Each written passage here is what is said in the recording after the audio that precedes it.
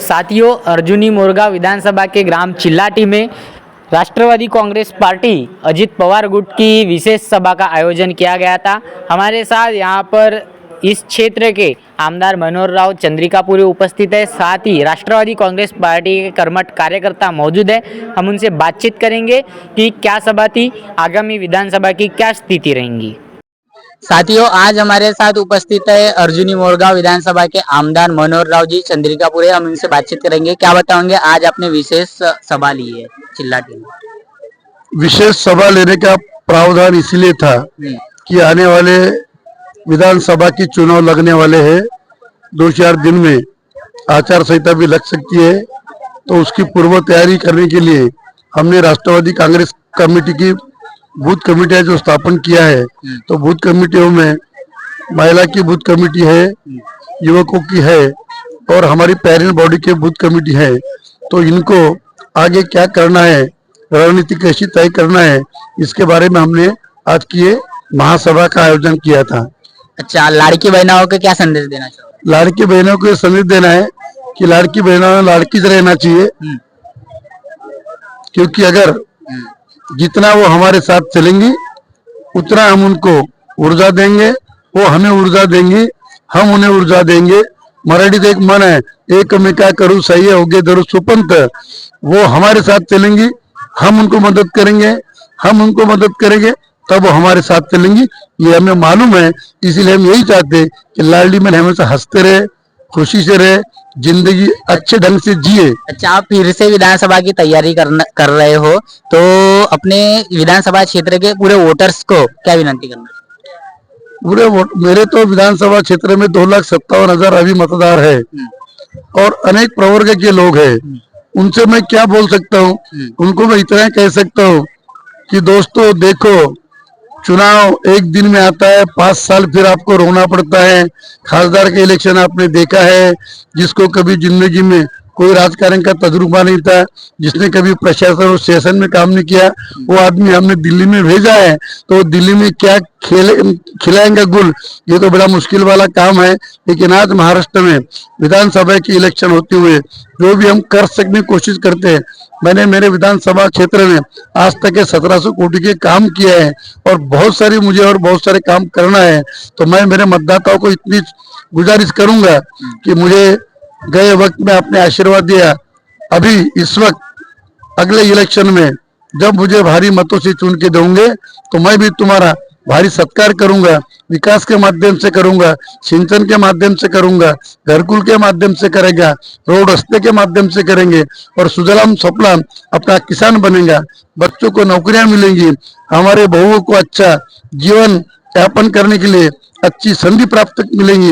इस ढंग से मैं सब कुछ करूंगा और मुझे पूरा विश्वास है कि आने वाले इलेक्शन में हमारी बहनें हमको मदद करेंगे, हमारे भाई हमको मदद करेंगे, हमारे किसान भाई हमको मदद करेंगे और हमारे खेत और खलियान में मजदूर बोल के हमारा जो मजदूर वर्ग है वो भी हमें मतदान करेंगे।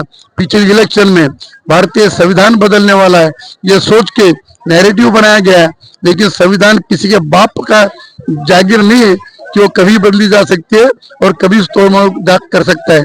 ये संविधान कोई बदल नहीं सकता। ये मैं आज के इस मंगलमय दिन और इस वातावरण में बताना चाहता हूँ कि संविधान ये देश की शान है, ये देश का मान है और देश की गौरव। लेकिन महायुति में अनेक लोग सीट का दावा कर रहे हैं, बीजेपी में से भी दावा कर रहे हैं, राष्ट्रवादी से भी दावा कर रहे हैं, क्या कहोगे? कुछ नहीं कहना है, sitting is getting the ticket. जो सिटिंग है वो वेटिंग है और वो गेटिंग है। एक तरफ वो राजकुमार जी बडोले भी बहुत बड़ा दावा कर रहे हैं कि महायुति में उनको भी टिकट जाएगी। तुम आज का लोकमत पढ़ो, कोई भी पेपर पढ़ो, तुमको पता चलेगा 3+1। तो आई थिंक बडोले साहब क्या बोलते हैं, उनका हो सकता है फन। अब वो कैसे निकालते रन मुझे मालूम नहीं, लेकिन फन होना पक्का है। तो क्या लगता है आपका, मतलब आपकी टिकट एकदम फाइनल है? हमारे प्रफुल्ल पटेल जी इसके बारे में सोचेंगे, राष्ट्रवादी की टिकट फाइनल है। अच्छा। अब किसकी है किसकी भी मुझे तो पता नहीं है। अच्छा, एक तरफ जो आपके पुत्र है सुगत चंद्रिकापुरी, उनकी भी बहुत तेजी से पूरे विधानसभा में चर्चा है। बहुत चर्चा रहना चाहिए, क्योंकि मेरा बेटा है वो, और जब बेटे की चर्चा नहीं होंगी तो बाप की प्रसिद्धि कैसी होंगी। अच्छा, है? जब चलेगा बाप का नाम तब बेटा बनेगा मेहमान, और आगे चल के वो भी कुछ करने की इच्छा तो रखना चाहिए। हर जवान बच्चे की इच्छा होती है कि मैं भी कुछ कर जाऊं, बाप के कदम पे चलते रहूं, जिंदगी मैं भी ऐसी जियो, लोगों की सेवा करूं। ये तो बहुत नैसर्गिक बात है, सोचना जरूरी है, सोचना भी मैं चाहिए। आपके विचार जानना चाहता हूँ, आपको क्या लगता है कि आपको मिलना चाहिए या आपके पुत्र को मिलना चाहिए? मैं आपके मुंह से सुनना ये चाहता तो हमारे पक्ष श्रेष्ठ है ना, अजित पवार है, सुनील जी तटकरे है, माननीय हमारे प्रफुल्ल पटेल जी है, जिन्होंने मुझे पहली बार भी टिकट दिया था, दूसरी बार हमको चुना के लाया है, और तीसरी बार उनके हाथ में निर्णय है, हूँ। हम क्या है। वो निर्णय तो लेंगे, लेकिन आप अपनी इच्छा तो बताइए, आपको क्या लगता है? अरे मेरे पास वो नहीं है जो होना चाहिए था, मैं तब भी मुस्कुराया जब रोना चाहिए था। हाँ। मुझे हर किसी ने सक्सेस देखा है, मैं क्या करता, मैं तो आगे बढ़ने वाला हूँ, आगे बढ़ते रहूंगा, तुमको मस्त कहानियां बताते रहूंगा, टीवी पे मुलाकात देते रहूंगा। ओके। साथियों, यह थे अर्जुनी मोरगांव विधानसभा के लाडले विधायक मनोहर राव चंद्रिकापुरे। हमने इनसे बातचीत की है। इन्होंने कहा है कि जो टिकट वाटप का निर्णय है वह इनके वरिष्ठ लेंगे। अब देखना यह बाकी होगा आगामी विधानसभा चुनाव में कि टिकट किसके कोटे में जाती है और किसके कोटे में नहीं जाती। साथियों, उसी प्रकार जो अर्जुनी मोरगा विधानसभा के आमदार है मनोहर राव चंद्रिकापुरे, इनके पुत्र सुगत चंद्रिकापुरे हमारे साथ मौजूद है। क्या बताओगे, आज चिल्लाटी में विशेष सभा का आयोजन किया था, बड़े पैमाने पर यहाँ लोग मौजूद।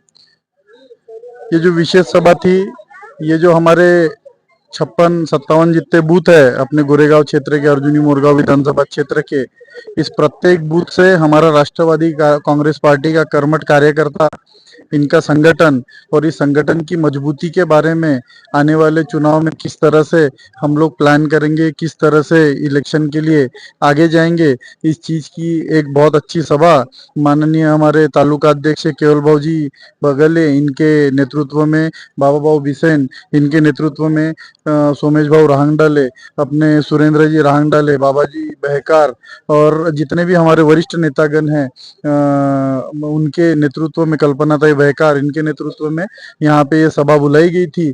और खुशी की बात यह है कि प्रत्येक बूथ से यहाँ पे कार्यकर्ता है, राष्ट्रवादी कांग्रेस पार्टी के कर्मठ कार्यकर्ता है, और निश्चित रूप से एक अच्छा मंगलमय वातावरण में ये सभा पार हुई। और क्या है सरकार की जो अच्छी नीतियां है, जिसके कारण जनता को लाभ होता है, इन सारी चीजों के बारे में चर्चा हुई, और ये चर्चा ही इन कार्यकर्ताओं के मार्फत अभी विधानसभा क्षेत्र के जितने भी हमारे बूथ है वहां तक पहुंचेगी। उसी प्रकार गोरेगांव के तालुका अध्यक्ष मौजूद है, क्या बता। आपके न्यूज़ के माध्यम से मैं सभी मेरे इस मोरगांव जिन विधानसभा क्षेत्र के जो गोरेगांव तालुका में 1 नंबर से 57 बूथ है, इन प्रत्येक बूथ के कार्यकर्ता को आज हमारे एकांत में सबको एक नए अच्छे वातावरण में अपन हर बूथ के कार्यकर्ता को बुलाए, और इसमें सब हमारे शासन ने जो काम की है, हर चीज पे हमारे शासन जो काम कर रहा है उसके लेकर के, जो कि पिछली लोकसभा में जो निगेटिव थिंकिंग विपक्षों ने बताया और उसमें अपना नुकसान हो गया, और वो अभी फिर से नुकसान नहीं होना चाहिए, क्योंकि विपक्ष वाले सिर्फ कोई काम कुछ करते नहीं। विपक्ष के पास में भी 60 साल तक सत्ता थी, कभी उनको लाडली बहन नहीं दिखी, लाडला भाव नहीं दिखा, कभी भी। आज तक मेरी भी 55 साल की उम्र हुई, लेकिन मैंने कभी भी कोई भी सरकार ने किसानों का इलेक्ट्रिक का इतना बड़ा बिल माफ नहीं किया और लाइट मुफ्त नहीं दिया है। आप अपने क्षेत्र के बूथ फाइटर्स को क्या आह्वान करोगे? अभी हम अपने सब क्षेत्र के बूथ के जो कार्यकर्ता है उनको हमने बताया कि आज सभा के माध्यम से कि हमने जो भी हमारे जो प्रफुल्ल पटेल साहब है, अजित पवार साहब है, हमारे आमदार साहब है, हमारे जो सुगत दादा है, इनके जो विचार है, जैसा भी सुगत दादा हमारी युवा नेता है कि ये अभी इनने सोचे कि हमारे युवाओं के लिए रोजगार कैसा होगा। आज प्रफुल्ल पटेल साहब ने अपने भंडारा जिले में आज ये कंपनी का जो मशीनरी बन रही है उसका भी उद्घाटन किए, और अभी अपने को भेल कारखाना चालू करना है, तो प्रफुल्ल भाई के सिवाय कोई कर नहीं सकता। इसलिए करके सब कार्यकर्ता को अपन बताए कि हर बूथ पे जाओ, हर जगह जाओ, हर मोहल्ले में जाओ, और सब मतदाताओं को जिस दिन मतदान रहेगा उस दिन जो घड़ी के आगे की महायुति का उम्मीदवार है उसके बटन दबाने के अपन बताएंगे। और जिस जगह कोई जगह फूल रहेगा, कोई जगह शिवसेना का त्रिशूल रहेगा। ऐसे ही हमारे उम्मीदवार इन तीनों निशान के कैसे चुन के आएंगे, इसलिए आप सब सहकार्य करो। यही हमारे प्रफुल्ल पटेल साहब का हमारा निर्देश था। उस प्रकार से आप हर कार्यकर्ता को हमने आज सभा के बाद निर्देश दिया, और मैं भी आपके चैनल के मान से हर कार्यकर्ता होगा, हमारा युवक है, महिला है, किसान भाई है, सभी को विनंती करता हूँ कि अपने जिले में, अपने गांव में, अपने यहाँ पर सर्वांगीण विकास करना होगा, हरित क्रांति लाना होगा। तो अपनी महायुति की सरकार बैठना चाहिए और अपने प्रफुल्ल पटेल साहब के विचार का उम्मीदवार चुन के आना चाहिए। इसलिए करके हम कार्यकर्ता को आह्वान करते हैं। साथियों, इस विशेष बैठक में इन्होंने सभी से आह्वान किया है कि जो महायुति की सरकार आना चाहिए, इसलिए काम करने के लिए इन्होंने आह्वान किया है। साथियों, हम इसी प्रकार की खबर दिखाते रहते हैं। हमारी चैनल की खबर देखने के लिए बापू की आवाज न्यूज नेटवर्क को लाइक करें, सब्सक्राइब करें और बेल आइकन पर प्रेस करना ना भूलें।